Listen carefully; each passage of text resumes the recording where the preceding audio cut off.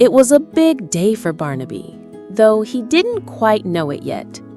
The sun, a warm, buttery disk, was just peeking over the tallest pine trees, painting the forest in strokes of gold and amber. Barnaby, a bear cub whose fur was the color of toasted marshmallows and whose nose twitched with boundless curiosity, tumbled out of the family den. His mother, a large, comforting presence, was already foraging for berries. His older sister, Beatrice, who often acted like she was far too grown up for cub games, was meticulously grooming her paws. Barnaby, however, had grander plans than berries or grooming. He'd heard whispers from the older bears, tales of the Whispering Falls, a legendary place said to be the source of the clearest, sweetest water in the entire valley. No cub had ever ventured there alone, but the idea hummed in Barnaby's small chest like a busy bee. He sniffed the air, a delightful mix of pine and damp earth, and began to follow a tiny, winding stream that trickled past their den. He knew instinctively that all water eventually led to a bigger source. The stream gurgled cheerfully, as if encouraging him. He padded along, his little paws surprisingly agile over roots and stones. The forest grew thicker as he ventured deeper. Sunlight dappled through the canopy, creating shifting patterns on the forest floor. He saw a flash of red and discovered a patch of juicy wild strawberries, which he promptly devoured, staining his snout a delightful crimson. He watched a family of chattering squirrels scurry up a mighty oak, their tails twitching like question marks. He even shared a brief, polite nod with a wise old owl perched on a low branch, its eyes like golden coins. But the farther he went, the less familiar things became. The trees were taller, their branches interlaced like giant fingers. The air grew cooler, and a faint, murmuring sound began to reach his ears. It wasn't the sound of the wind, nor of the busy forest creatures.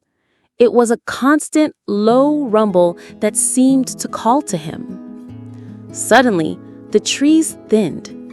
Barnaby pushed through a curtain of ferns, and there it was, the Whispering Falls. It wasn't a roaring, thunderous cascade, but a series of gentle waterfalls, each one spilling into a crystal clear pool below. The water truly did seem to whisper as it tumbled over moss-covered rocks, a soft, ethereal sound that filled the air. The pools shimmered with reflected light, and tiny, iridescent fish darted beneath the surface. Barnaby gazed in awe. He dipped a paw into the cool water, then took a long, satisfying drink. It was even sweeter, even clearer than the old bears had described. A thrill of accomplishment swelled within him. He, Barnaby, the little cub, had found the Whispering Falls. As the sun began to dip, painting the sky in hues of orange and purple, a new feeling stirred in Barnaby. A slight chill, a gentle tug of homesickness. He remembered his mother's warm fur, Beatrice's playful nips. The forests which had felt so exciting now felt a little vast. He retraced his steps, the path seeming a little longer in the fading light. The whispers of the falls faded behind him, replaced by the familiar chirps of crickets and the rustle of leaves. Just as true darkness began to fall, he spotted it, the faint, familiar glow of fireflies near his den. His mother was waiting, a worried frown on her face that quickly melted into relief when she saw him. Beatrice, though she tried to act nonchalant, gave him an unusually soft nudge.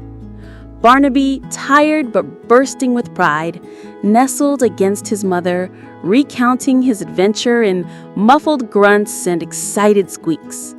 He might have been a little bear, but tonight, Barnaby felt as tall as the tallest pine, and as vast as the Whispering Falls themselves.